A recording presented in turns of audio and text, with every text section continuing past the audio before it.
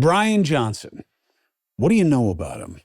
Oh, that's the Braintree guy. Oh, there's a Venmo. He made a lot of money. Heard something about baby's blood and it was some kind of weird stuff in the New York Times. I don't think you know a damn thing. In fact, I believe that he is one of the most popular victims of false recognition.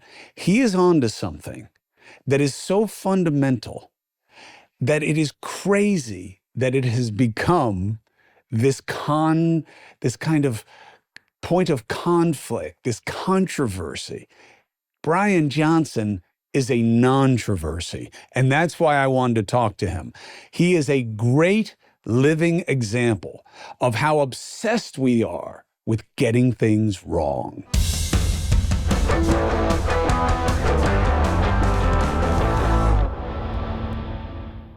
Bryan Johnson, very good to meet you. Thank you for taking the opportunity to be here on the project. Yeah, I'm happy to be here.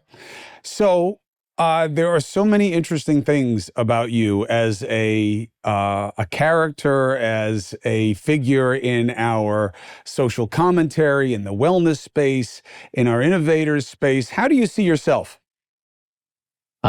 I think it'd be from the perspective of those that exist in the year 2500.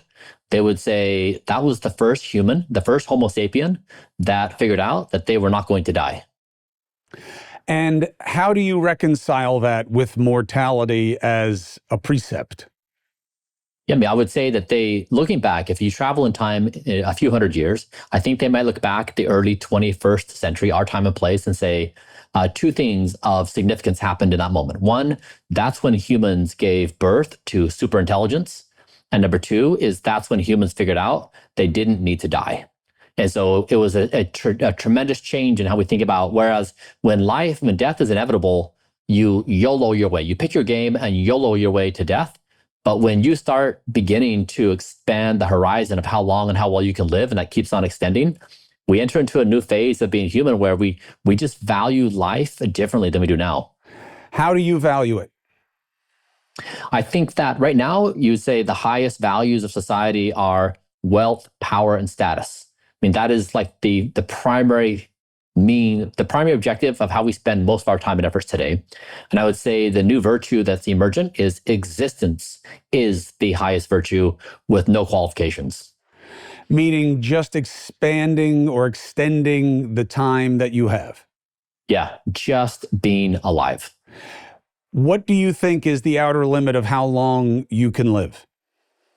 I don't think anyone knows. I think that if in the coming years, if we start showing that we can add a year of life every year, then at that point, and then it accelerates. So in 5 years, we're adding 2 years of life for every year, then 3 years of life.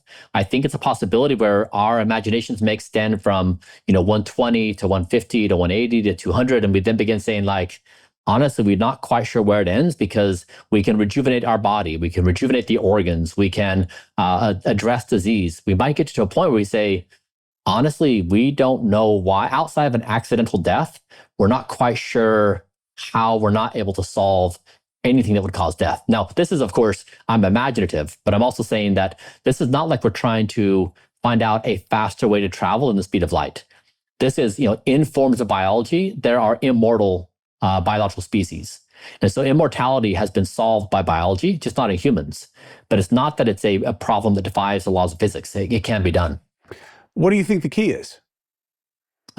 More intelligence. So I think that if you look at AI coming on board, it's like basically bringing on a few, billion human geniuses in the coming years that will work on these kind of breakthroughs. So if you look at our health and wellness and how it's improved, there's been a few key insights. For example, discovering that germs, these microscopic objects, are a vector for disease, for infection that can lead to death. And so we're probably not too far away from just a few discoveries really helping us figure out how we slow down our speed of aging, reverse aging damage, and then address disease. So I'd say once we get more robust AI systems, we'll probably be on our way. So for you, the journey is what is yet to come that will keep you alive. Because you get all of this attention/notoriety for what you've done already. But when I listen to you, it sounds like you don't believe you've scratched the surface. Like you don't think you've figured it out yet. You believe you will. Exactly. Yeah, I don't think that there's currently any technology in the world that can meaningfully extend someone's life past 120. I think that's probably towards the top end of the ability. I think you can extend your healthy life. So if a life expectancy is 79, you may be able to go far above that with healthy choices. But this is not the case where like we have solved for 200-year lifespans. And what I'm trying to say, my sole contribution to the species is to say we are at this critical moment as an intelligent species on this planet. We are transitioning from death being inevitable to don't die. That don't die is the new ideology of the world. It's the don't die individually, don't kill each other, care for the planet, and align AI with don't die. My endeavor is entirely about AI and the importance of navigating this situation so that we can continue our existence. So really, it's at a meta layer of like how we're navigating into the species. It's really less about individual health, but individual health is more of a representation of how we as a species value life collectively. So if you believe it is still to be achieved and that there is some missing understanding that AI will be able to unpack, why such adherence to different techniques and practices as you are known for now? I'm trying to demonstrate that the way we live our lives now, we embrace die. So when somebody does something like they smoke or they drink or they consume junk food or they vape, something that lessens their life, it's a disrespect for existence. You're committing slow suicide. And even though the person will say that's a trade-off, like I want to have pleasure in this moment, or I want to be like living life, like whatever story they're trying to say, that same kind of thought process is the same way we treat planet Earth. So we treat our bodies the same way we treat planet Earth. And it's the same way we build AI. And so these same psychological principles of whether we go to bed on time, whether we exercise, whether we have a good diet or bad diet, whether we do good or bad stuff, is a psychological phenomena that permeates all of society. And what I'm saying is, as a species, when you're giving birth to superintelligence, death is the only foe. And so to be that, you have to actually have those behaviors in your life. And so what I'm trying to say is, it is time for us to adopt a new way of being. And the first way of doing, like the thing in our power, like for example, when someone says, I'm worried about the climate because of blank, right? Now, put aside whether you believe it or not, people feel powerless. They'll say like, what am I supposed to recycle my Amazon boxes? What do I do? And so in this moment of where AI is raising all these really complicated questions about what's going to happen, I'm saying we each have power. And that power is to embrace existence in your personal daily life. And it has this really compound effect where I start doing it, and then my friend Chris starts doing it, and then Chris's mom starts doing it. So it's really meant to change society at a cultural level. When did you realize that there were things that you could do that would extend your life that you would never imagine doing before? It was an open question. I mean, I sold my company, Braintree Venmo, and made quite a bit of money. And I had this question, what do I do? And I did that thought experiment where I imagined being present in the year 2500. And they're the ones, I'm listening to them talk, and they're conversing with themselves. And they're saying, what did Homo sapiens do? Those primitive Homo sapiens that lived in the year 2025. And I think they say that's when they realized the pieces of the puzzle were coming together, that they weren't going to die. And so I thought, I need to basically be this new philosophy. And so I hired a team of 30 medical professionals. We looked through all the scientific evidence. I became the most biologically measured person in history. And then we did all the therapies. And so today I have arguably the best biomarkers of anybody on the planet. What does that mean? So if you say like, how do you determine the health of a person? You can start with basic ones. Like you say, are they morbidly obese or are they, a healthy BMI? You can say, what is their blood glucose level? What are their cholesterol levels? What is the blood pressure? What is their level? What are their levels of systematic inflammation? So if you look at some of the 60 most powerful markers for longevity, I have the best biomarkers. And this is not just for 47-year-olds. This is 20-year-olds too. I've posted all my data online and said, hey, I've got the best biomarkers of anybody in the world. If somebody's better than me, share the data. But what I've tried to show is that you can systematically, scientifically go through the evidence, find the therapies that work, measure yourself robustly, and then share the data. So I've tried to create this new, almost like competitive sport. where like once you give something numbers and you get rankings, humans get pretty fired up. And I'm trying to say there's a richest man in the world, there's a fastest person in the world. Who's the healthiest person in the world? And I've tried to claim that title. Support comes from Cozy Earth. Look, you know that I use Cozy Earth products. The sheets are great, the temperature regulating works, they hold up when you wash them, and I love that they're bamboo. I love that it's more sustainable than other other materials. That matters to me. And I've gotten into the clothing. The tee works really well, especially undershirts for me. It's the breathable fabric, helps you stay cool, comfortable, it washes well. The studio pants, I dig them not just for wearing around the house. I work out in them. They're incredibly soft, comfortable, breathable, washable, and they hold up. And that's the beautiful thing, is I've been using them now for a while as they came into part of my podcast partnership life. And I've had no tearing, no fraying, none of that threadbare stuff that I've had with a lot of other bedding, and the same with the apparel. And here's another reason I feel so good and comfortable recommending Cozy Earth. Not only do I like it, but you can't lose. There's a 100-night sleep trial. If you don't like them, you get 100 nights to return it hassle-free. Luxury should not be out of reach. If you go to CozyEarth.com and use the code Chris, you're going to get up to 40% off Cozy Earth's best-selling temperature-regulating sheets, the apparel, and more. Trust me, you're going to feel the difference the very first night. It's CozyEarth.com, and the code is Chris. Sleep cooler, lounge lighter, and stay cozy. So what do you think has made the biggest difference for you? And let's begin the analysis with where you began. How old were you when you began? What kind of shape were you in? Like what kind of hand were you dealt? Did you have naturally low cholesterol? Do you have a good set of genetics? Is there disease in your family? Where did you start? Yeah, 43 years old, and I was a mess. I was obese. I had come off a decade of chronic depression. I'd been an entrepreneur for 20 years, grinding myself to the bone, terrible sleep. I was an absolute mess. And so to turn that around is, I think, really hopeful for everybody, that no matter where you're at, your body can bounce back very strongly. And so I think, to me, that's been the most interesting thing. I mean, for example, one marker that's interesting is my speed of aging. My three best test average is 0.54, which means at that level, your birthday happens every 2 years. So you can dramatically slow down how quickly your body ages. So yeah. What worked for you? What are the big three? Yeah, I would say just one thing. Actually, I would compress everything I do into one thing. That is your resting heart rate before sleep. So tonight, before you go to bed, when you're laying down on your pillow, if you have a wearable, pull that up and see your resting heart rate in real time, or just take a pulse on your neck. But take a few deep breaths and find your baseline resting heart rate. Now, let's just say it's 60 beats per minute.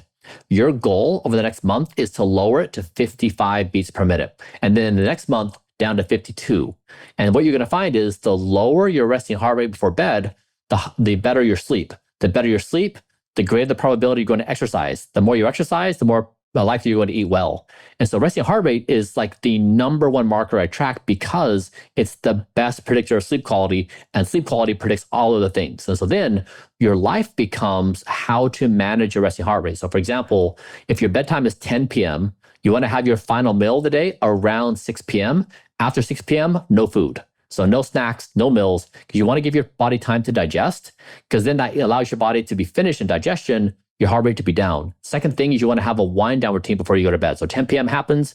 By 9 p.m., phones are off, screens are off, and you're reading a book or going for a walk or having a nice conversation with a friend or meditating.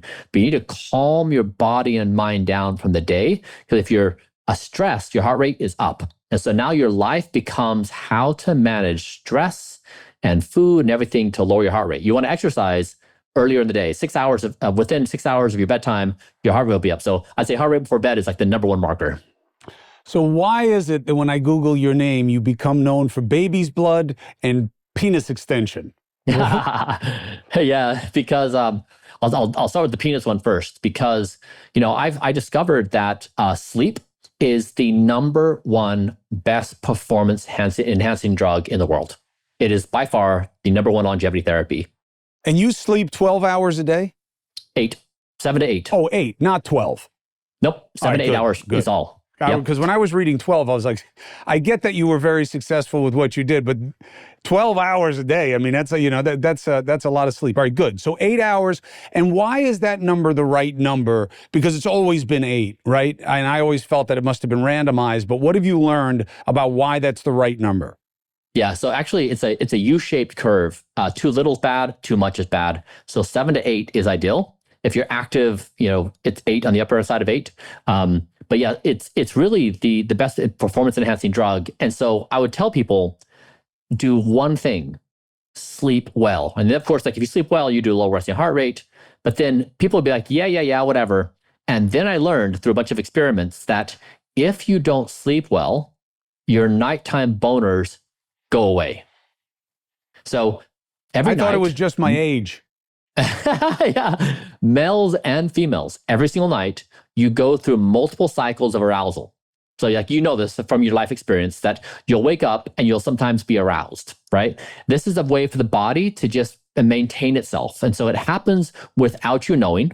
And then as you age, they'll naturally go down. And so men who are not experiencing nighttime tumescence, boners, have an increased 70% chance of dying prematurely in the next 5 years. So it's one of the most important biomarkers any man can know. And so what I start telling my friends is, I would say, like, look, here's the age chart. If you're age 18, your nighttime boners are going to be somewhere around 2 hours and 45 minutes or so. If you're age 70, they're like 55 minutes. So it drops off a cliff. And they would message me and be like, I'm not having any that I can detect. And so what I was trying to tell people is, when you don't sleep, your body shuts down your penis. That's how bad it is. And then people would be like, oh, now I get it. Sleep is important. And so I try to use language and examples where people are like, I get it, because nobody wants their penis to be broken. So connecting the penis to sleep is a way for people like, I get it. Now I'm willing to prioritize sleep. So I've really tried to make it understandable, and I want to motivate people to really put in the hard work to prioritize health. If you want to motivate them, tell them it makes their penis bigger. Is what you need to do. Hard penis can just be an inconvenience if you're with somebody you don't want to have sex with. But a big penis is always a plus. So what about supplementation? I read that you take a lot of stuff. Do you believe in hormone growth therapy? Do you believe in augmenting testosterone and other amino chains? What do you think about that stuff? Yeah, so in all of these questions, I always revert back to measurement. And I just say, the thing that has allowed us to be number one in the world is we measure everything. So if we have a given question like testosterone replacement therapy, or like take your given supplement, we say, what is the evidence baseline? What do the studies say? And then let's put it in me and we'll measure it. And so whatever someone's doing, so we've just simply followed the evidence. And so I'm 47 years old. I do caloric restriction, which means I eat 2,250 calories a day. So I'm 10% below average. My muscle is in the top 1%. My fat is the top 1% ideal. And I do 130 grams of protein per day. And my testosterone levels are above 700. So naturally, I'm not on testosterone replacement therapy. So you're above 700 at 47 without any supplementation. Exactly. That's very high. That's very impressive. What is your height and weight? 6 foot and 175. So you're lean. So you're good height, lean. So you're above average height, below average weight, but you're lean. Your body fat, like the real one on a DECA scan, is like what, 12, 13? Exactly. Yeah, 10, 11. Yep. So you're super fit, but you're not obsessed with fitness. You work out, you believe in HIIT training, but you're not like, I'm going to train 20 hours a day and that is the key. More is always better. You believe the only more is better is sleep up to a certain point. Yeah, I've learned this in all things health and wellness. It's all a U-shaped curve. Too little is bad, too much is bad, everything. So yes, you're right. On exercise, I try to hit the exact number to not exceed that. So everything has to be in a careful balance. Now, it's interesting. You talk about food and you talk about your calories, but you're not selling something like you got to have ginkgo biloba every day. You have to eat avocados. Here are your superfoods. This is the blue zones. And then, and this is, I only eat almonds, exactly. It seems that people are very drawn to, I guess it's our psychology of a pill for every ill, that there's got to be a shortcut. Yep. What have you learned about shortcuts? Yeah. I mean, the thing I've tried to do above all is establish trust. And that's why I don't push certain things. I just say, here's the evidence, here's what I'm doing, and here's my data. And that way it allows people to form their own conclusions, because the fastest way to get rejected is to tell somebody what they're doing is wrong. Like nobody wants to hear it and they have very strong opinions. So just say, measure it. Like if someone wants to do carnivore, measure it. If they want to take a certain supplement, measure it. Just like that's the thing. So it's very hard for people to actually do it. Like measurement's hard. Blood panels are pretty easy. So that's what we've tried to enable. But I publish everything I do, like on my diet, all the foods I eat, all the pills I take. So I try to make it, so if somebody wants to say, if someone says, I'm into this, I say, here you go. Like, here's the Bryan Johnson protocol. Do this. Like, go to bed in this way, eat your final meal of the day at this time, exercise this way. I try to make it very, very easy so people just say, great, I'm off to a good start. Why are you doing it? Is this your next great business idea, or is it something else that's motivating you? No, I think that AI is progressing so fast. It's faster than we can comprehend.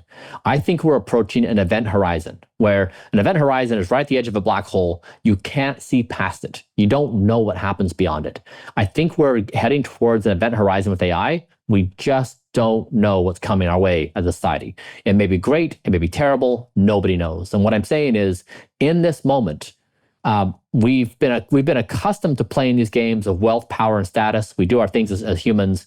A new reality is here that's gonna bend our reality beyond our ability to comprehend. And I'm saying the only thing we should be focused on is to not die. Literally, the only thing we should be focused on.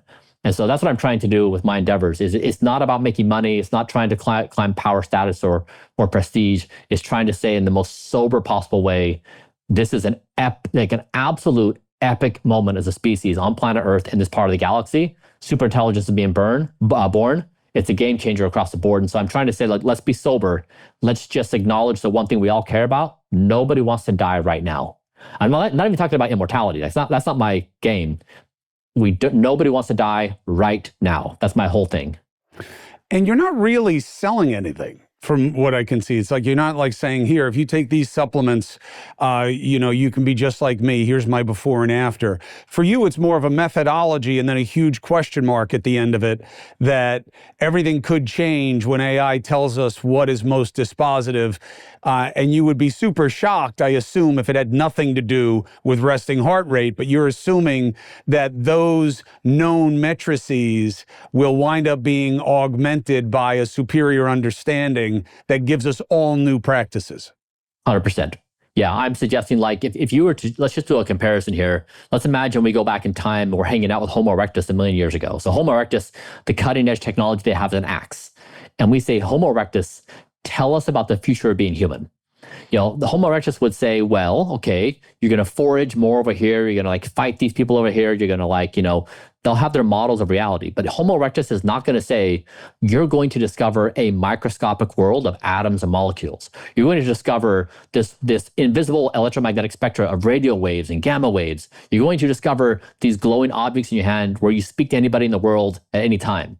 Like, they don't have those mental models. And so what I'm suggesting is, right now, we may be Homo erectus. We may be so primitive. Our ideas may be so, we may lack the understanding to speak intelligently about the future. And so I'm saying that a lot of people don't constrain themselves to waxing poetic about what's coming.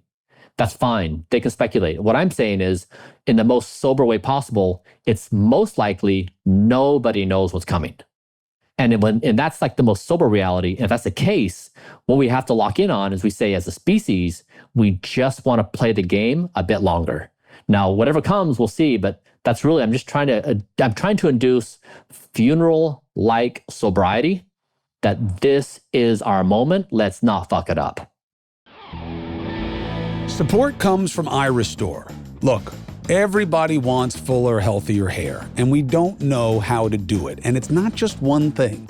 You got to have an entire treatment regimen. And I have it for you. The iRestore Revive and Max Growth Kit. It is like a full-on hair care dream team. And I'm using it, okay? It's a root to growth. It's a root to tip system, okay? I got the advanced hair growth formula. Those are the supplements. I got the shampoo, the thickening shampoo, the thickening conditioner. I got the growth activator serum, okay? I'm using all of it. What's in the serum? Ingredients like Lustriva, Redensil, Biotin, Capixol, clinically backed, each and all to fight thinning and boost scalp health. So here's the best part. I'm getting you a deal. If you subscribe and save, you can get 25% off or more on the iRestore Revive and Max Growth Kit, plus free shipping. So give yourself the gift of hair confidence. Limited time only, subscribe and save, 25% off or more, free shipping on the iRestore Revive and Max Growth Kit. And my listeners get a huge discount on the iRestore Elite, that's that helmet thing I've been trying, when you use the code Chris at iRestore.com. Head over to iRestore.com, use the code Chris for my show's exclusive discount.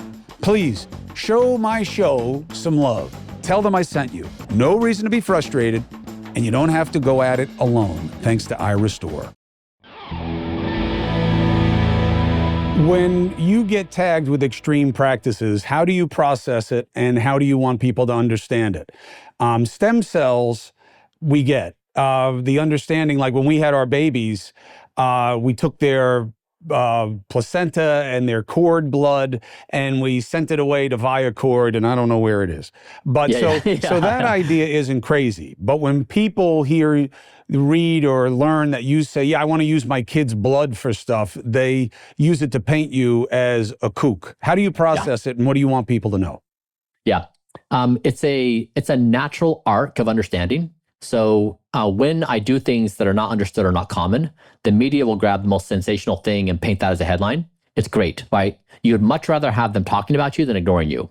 Because once they're talking about you, it gives you an opening to say also. So people, when they hear about the blood transfusion, what they don't understand is I did that for my father. My father's over 70 years old. He started to experience cognitive decline. There's evidence that showed that an old mouse that received young mouse plasma actually rejuvenated. So I did it for my father. And the effects for my father were dramatic. It dramatically slowed down his speed of aging. So it was an act of love for my 70-plus-year-old dad who was experiencing cognitive decline. Now, my son did it with me because he's like, hey, let's do this as a family project. It'll be fun. So the media picked up on my son and me, but they failed to mention me and my dad. And so really, so when people learn that, they're like, oh, okay, that's cool. I would love to do that for my parents as well. And so it's fine. Over a certain period of time, enough people are going to be like, okay, I get it.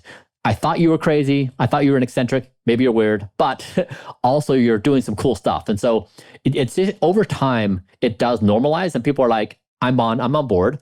And in many ways, I'm kind of trolling the world, right? It's just it's this big mimetic play. Over the long arc, it will be understood. In the short term, there's a misunderstanding, but that just produces more chatter, which is great. I thought it was very interesting that you decided to taunt the New York Times. For the audience, to Google away for you, but NDAs are not unusual. Bryan's got more detailed NDAs than you're used to seeing. He says it's a practice of transparency. Here's what happens if you work for me. If you sign on to this, you've consented. That's what it is. Let's get it out of the way now. The Times used it as basically a freak show.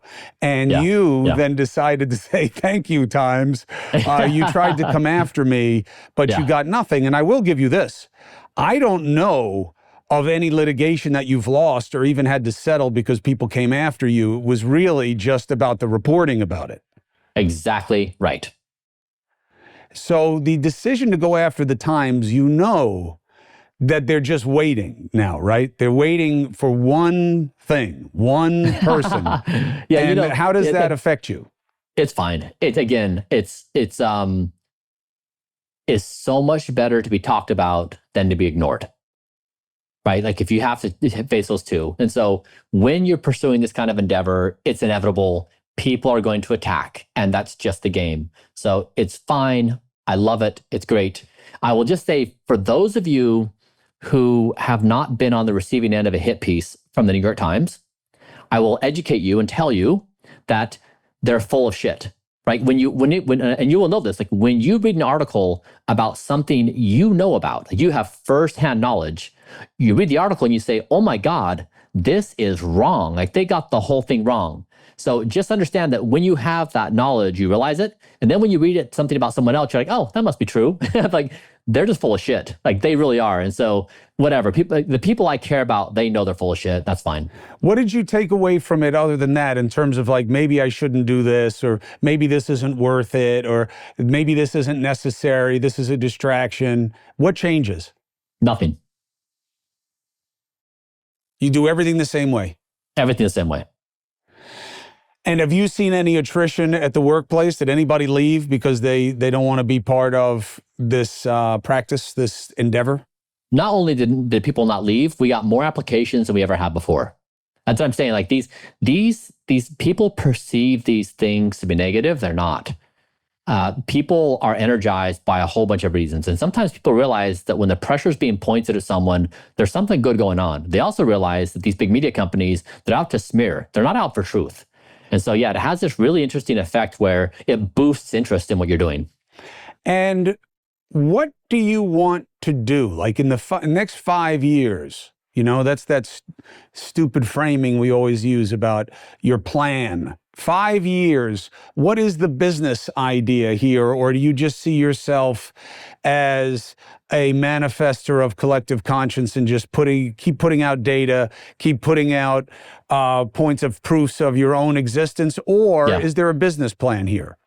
Yeah, the goal is for Don't Die to become the world's most influential ideology. And so if you think about this on like a few thousand-year time scale, if you think about the ideologies that now run the world, like go back and say Confucianism, Islam, Christianity, capitalism, Marxism, democracy, the founding fathers, like these are like the big ideologies that kind of run the world. And it makes sense that when there's a lot of technological disruption, old ideologies are no longer good enough to help society understand how to behave in the moment. So while democracy and capitalism are really great today, they may fall short in addressing the needs of society as we give birth to superintelligence. So what I'm saying is Don't Die is a full stack ideology, starting with the base layer of entropy of physics, all the way up through how we run society, that this is the new way. This is the new way of being. And so the goal is that Don't Die becomes a peer with Christianity, Islam, democracy, capitalism, every major ideology in the world. This is the thing that permeates culture, our civic order, religion. This is the new thing. So it's an ethos, it's a philosophy, but it is not higher power oriented. No. There's nothing that's going to keep you alive other than your practices. Exactly right. And what I'm saying, I think my personal hypothesis is that human power will no longer be a thing. I think that AI systems will be so powerful as they run the infrastructure of the world and manage things, that human power will lessen, systems will increase, and the delta we have right now between the richest person in the world and the poorest will go down substantially. But I think the age of human power, I think, is probably not going to continue as it is right now. You sound like one of the Wachowski brothers. Were they that ahead of the curve with the Matrix? I mean, like, this is what I'm saying, that I think we really are at an event horizon. I don't think we know what's coming. And, again, like maybe there's some people out there in the world who are making predictions that are right, but I'm saying that to make the prediction to be wrong is very costly. The better thing is to be extremely humble and just say, let's just make sure we're okay on the safety of our existence. And then we can go to play our games, but let's not gamble with existence. Let's not be stupid. Right now, we've got our fingers on the nukes. We're downing all kinds of bad shit every day. We're not sleeping well. We have metabolic disease. We're gluttonous. Like, let's just say we love being alive and we don't want to die today. So it's really trying to be a sober moment. Do we love being alive? And do we, as an American society, embrace what you're saying or the opposite? When you look at our politics, the dominating vibes and mentalities and practices, we seem to be kind of in the opposite headspace. Leave me alone. I want to do dumb shit. Yeah, exactly. I recently spent some time in India and China with Don't Die. And when I was there, I found that they heard the philosophy. Typically, it takes people about 2 hours to understand these ideas. They're pretty deep. And they would be like, oh, that makes so much sense. I'm in. And then in America, people are like, fuck off. It's like Americans are just like defiant and like we don't want to be told what to do and we're independent. And so like it's just a cultural reaction to it. But I think that overall, I would say I don't trust anyone's opinions about themselves. Like for example, there was a story this woman who dealt with ALS patients, and she told her family, if I ever get ALS and I get to the end of my life, I'm like blinking, just pull the plug. And like, sadly enough, she got ALS. And at the end of her life, when she got to that point, her family said, do you want us to pull the plug? And she said, no.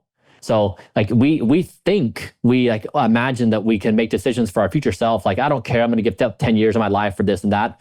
We're not. Like in every moment of every day, nobody wants to die. Now, whether we may be sad or whatever, but this is the thing, like you're alive, I'm alive, we haven't killed ourselves. Well, everybody wants to live right now. And that's what I'm trying to say, that objective. Let's just cut through the noise, okay? The economy is up and down. It depends on the day. Banks are having problems, all right? Producers are having problems. Lenders are having problems. Inflation is eating away our savings. Gold and silver? Check the numbers. They've held value not just through this current crisis, but every crisis. But you can't buy the wrong stuff. There's a lot of shiny stuff there that winds up being more gilded than gold, okay? Shiny coins, high fees, low value, all right? Dr. Kirk Elliott is my partner for a reason. Real bullion, no games. Go to kepm.com/Cuomo and get straight answers. No fee, no commitment. Just you and a skilled consultant who understands precious metals answering your questions. Protect what matters before the next shock hits. Now, there is a counterintuitive, which is, okay, if you're right about what we don't know, but what will ultimately resolve, why should I put down the Slim Jim and the 32-ounce Coca-Cola when they're going to come up with something that's going to fix all this for me anyway? Yeah, it's really because the way people build AI and the way people regulate AI and the way we citizens use AI are exactly representative of the way we treat our bodies. So people think they can silo and say, I'm going to be debaucherous in my behavior. I'm going to drink and do all these bad things, but then I'm also going to try to be a good person. You can't. We're all one thing. And so what I'm saying is that if we want safe AI, if we want a safe existence, you need to represent that in your personal life. You need to be that. If we want to take care of the planet, you can't be a bad person individually, debauchery, and then also take care of the planet. I'm saying it's all one thing as a species. And that's what people, they isolate their behavior and think they're on their own, but we're a collection of our trillions of decisions on a daily basis. Where is the line? Can you drink coffee and still be a good person? Yes. At what point does the accumulation of practices become character? Yeah. So think about this. Here's a thought experiment for you. Imagine there's a thing called the existence machine.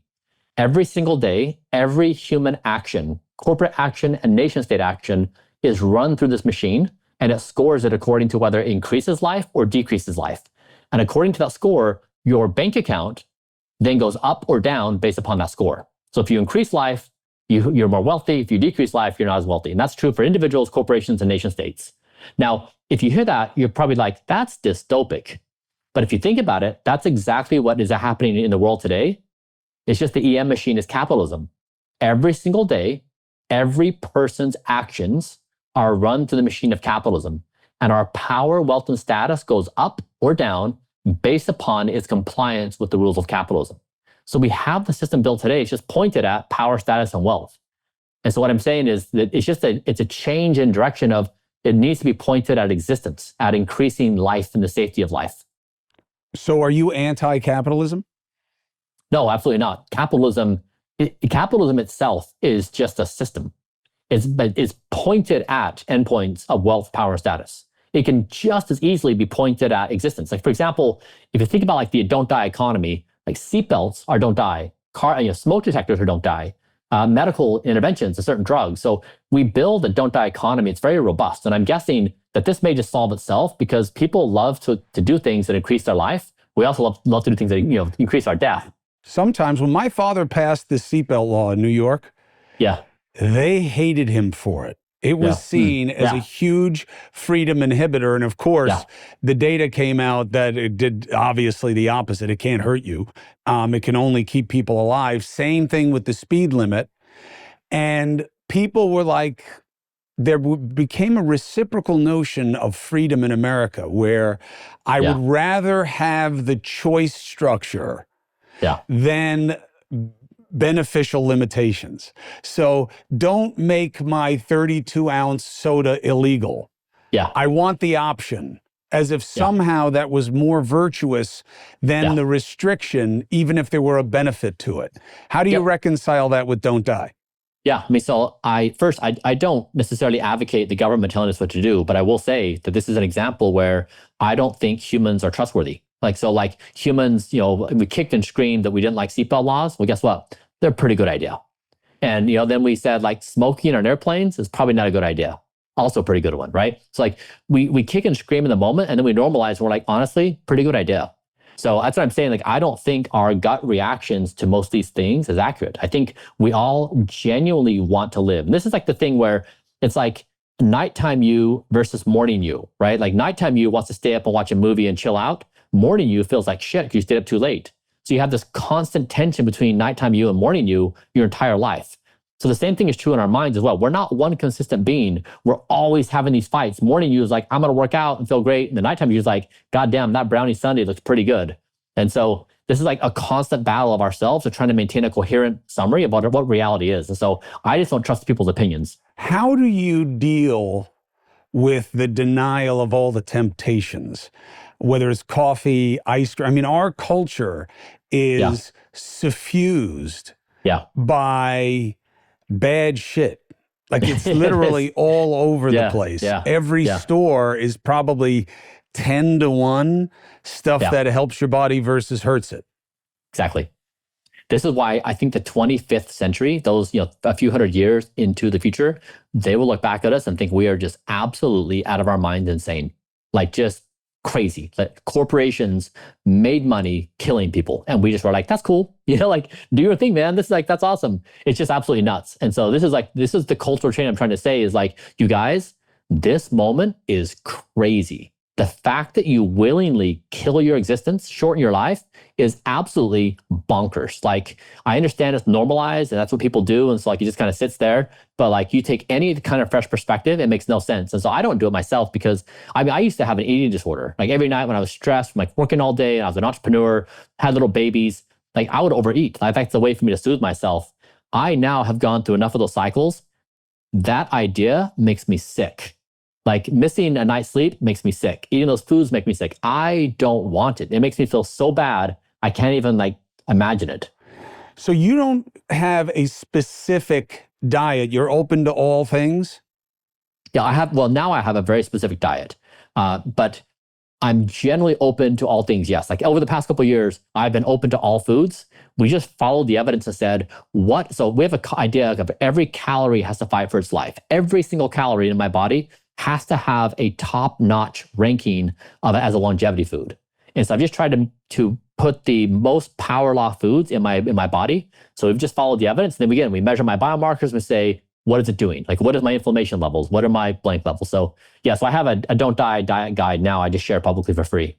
Do you take supplements like NAD or anything to lower homocysteine or anything like that?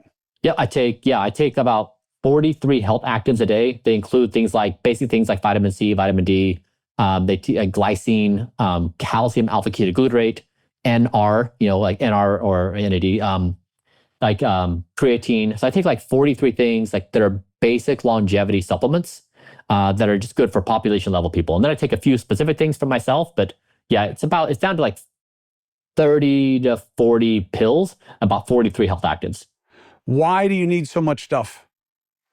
We're trying to be on the absolute outer edge. Like my goal is to be number one in the world. It's just like, if you're LeBron James or Michael Jordan, like you've got your point system. We've got our point system. Like I want to be number one in the world, the best health markers of anybody, any 20-year-olds, I want to be better than. And so we just say, if you're going to make that as your goal, then you have to walk back and say, what is the scientific methodologies to employ doing this? So I'm trying to do everything according to science and data to be number one. So it's wellness, not fitness, meaning you can't do the most pull-ups in the world, but that's not your metric. Metric is about the sustainability of existence of your particular form. Exactly right. People are like, but Bryan, if you were dropped on an island and had to like survive for a month and fight wild animals, but I'm like, man, I'm not trying to be dropped on an island to try to fight wild animals for a month, right? I'm trying to show that you cannot die. And so, yeah, you're right. My goal is very specific. And what do you think are the biggest lessons that you've learned in terms of do's and don'ts? You can measure die. That's the most important thing. So if you say your life expectancy is 79 years of age as a male in the United States of America, if you do good things, you can extend it. If you do bad things, you shorten it. And so then the question becomes, how do you rank the highest order things and then just start working through the rank? And so instead of like people get into health and they think of like NAD drips and like this and that, like they kind of like run to the most familiar thing, cold plunge. And what we said is, don't just run off and do what's culturally normalized. Start with the power laws of health, like the absolute very best things. Like number one, don't smoke. That is the worst thing you can do. Number two is exercise, right? That has like almost like a 400% increase in all-cause mortality. Sleep. So like if you go down the list of these basic things, and so that's what we've tried to do is just say like, we don't care what's popular, we care what shows in the evidence. And so that's why I talked about the resting heart rate, is that is like the absolute most powerful marker you can measure, because if your resting heart rate before bed is low, it means your diet is on point, your stress is on point, your cardiovascular fitness is on point, your routines are on point. It basically like, that is your accountability partner for life. If you're at night, you're like, I'd like to have a few glasses of wine and maybe a little cookie, that's going to jack up your heart rate. That's your accountability partner. So you now know it's like, sorry, man, you messed that up. So that's why I'm saying like, you're really just trying to keep in balance your bad habits, and your resting heart rate keeps you in check. And then that gives you the power. So for example, if you have a bad night's sleep, these are like good data points for you to know. One bad night's sleep of 4 hours or less per night, your body lowers its capacity by 73% of looking for cancer in your body. Your body stops looking for cancer because it's so burdened from like having to maintain core functions of the body from one night of bad sleep. Now, you have like a similar brain injury recovery process as a traumatic brain injury. So one night of bad sleep really wrecks you. It's really a bad situation. So like understanding these things, that the body has to respond in full force to take care of itself and shuts down all the key functions, that really puts us in perspective like, yeah, sleep is really important, and do it consistently really matters a lot. What do you think about napping? Great. Yeah, like this is a thing, like biphasic sleep, monophasic sleep, napping, just measure your data. So like there's so many ways to achieve good health. There's no one way. So the key thing is just like find your protocol, be consistent, and measure yourself. What about cholesterol? Yeah, so I mean, there's a lot of debate around that, right? Like if you put that out in the world, you're going to have perspectives across so many ranges. So I guess like we have a specific philosophy we've chosen and on how we approach it, but I don't think that I could express a strong opinion on this and like win approval by others. We just have a philosophy that we've approached with. For you guys who are watching, the conflict is this: high cholesterol, bad. But cholesterol's use in the body, the more they learn, the better it is. And the more your body seems to need it. So now they adjusted it from, we're measuring the wrong things, and you have to look at the hormones that are derivative of the amount of cholesterol. And those are the bad things. Plaque is bad. Yeah, that's right. Soft plaque is bad. So if you have soft plaque, you have to do whatever you can to make it hard. So you got to do whatever you have to do. And then you get into medication. So everyone I know is on a statin, and they take a statin and the numbers drop, and then they don't change their diet. Yeah. So is it that a statin is bad, or is it that a statin alone feeds a bad set of instincts? Yeah, I mean, so you're exactly right. Your assessment of cholesterol is messy. And that's why like in this conversation, I hedge and I say like, it's not a clear yes or no, good or bad. Like it's like nuanced, and people have their philosophies. And I agree with you. Then in that context, you can say, what do we know? Well, we know that plaque is bad, hard and soft, right? So like if that's your marker, don't have plaque, right? So then you can try to back into it, like how do you reduce plaque or avoid plaque? So I have zero plaque in my arteries. And so then the second question— Did you have zero when you started, or you just got lucky and didn't have any? You know what? I don't that was my first CAC score. So I don't have a baseline. Well, no, your baseline is zero. Yeah, I'm sorry. I didn't have it I don't know if I improved from having some before. I don't know. So yeah, sadly, I have just one measurement, I think. Like if they came up with a measurement in your body that would benefit from a medicine, would you take the medicine? Yes. Yeah, I take quite a few pharma drugs. Yeah. So you're not anti-medicine? No. Like we're agnostic to all foods, all medicines, all like Eastern, Western. Like it doesn't matter what it is. I'm not a part of any camp. Like if it has evidence, we're in. What is the craziest thing you do? Probably refusal to participate in societal rituals where I kill myself slowly. It just weirds people out. So you don't party? Well, so like a friend of mine had a party the other night. She had a DJ set, a Grimes, at 1 a.m. And so I went to bed at, I think like 7 or 8 p.m. I got 2 or 3 hours of sleep, my deep sleep. I woke up, I went to her party, I danced for a couple hours. I came home and I got my rest of my sleep in REM. So I split my sleep out into morning and late, and I got 100% sleep score. So it worked. And so I was trying to show like you can be healthy. You just have to be thoughtful about how you do it. So yes, I really have tried to approach life with vivaciousness and also with a mind towards measured health. What do you think about the role of psychedelics? I know you've played with this. I used to love booze, and it just stopped working for me. And I then turned, because I did want something to help me with stress reduction, which is really what the booze was. I wasn't leaning on it. Like I wasn't drinking in the morning or during the day or anything like that. But so for me, I started to play with hemp.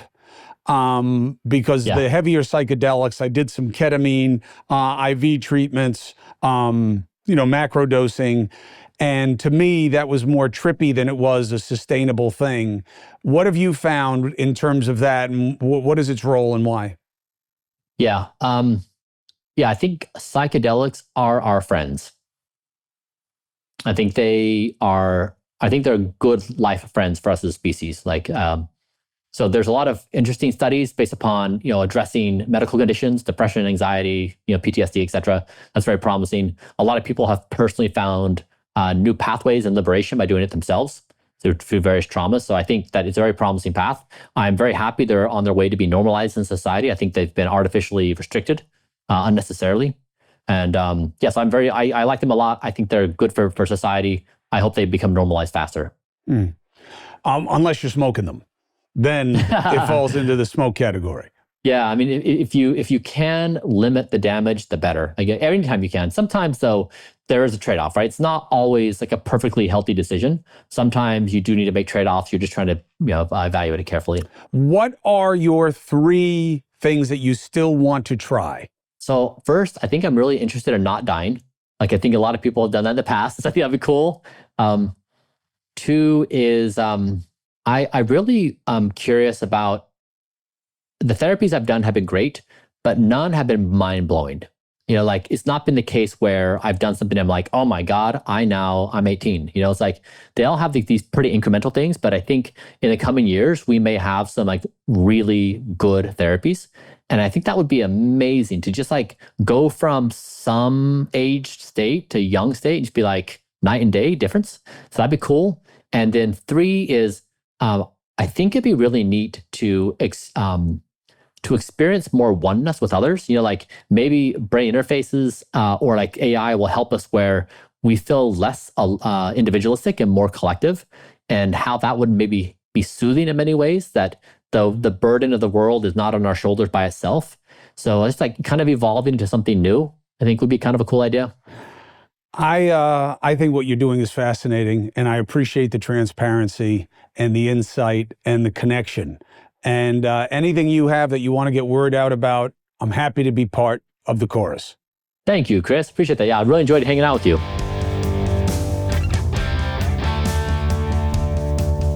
Now, you can't tell me that you watched this interview and still feel the same way about him that you did coming in. right? Because a lot of you were probably coming in here to see if I was going to whoop his ass, weren't you? Right? Like, why are you doing this? Why are you doing that? What do you think of that? Why? Why be in the takedown business when it turns out that not only is it not justified, but that what makes him controversial is actually what makes him interesting in a positive way?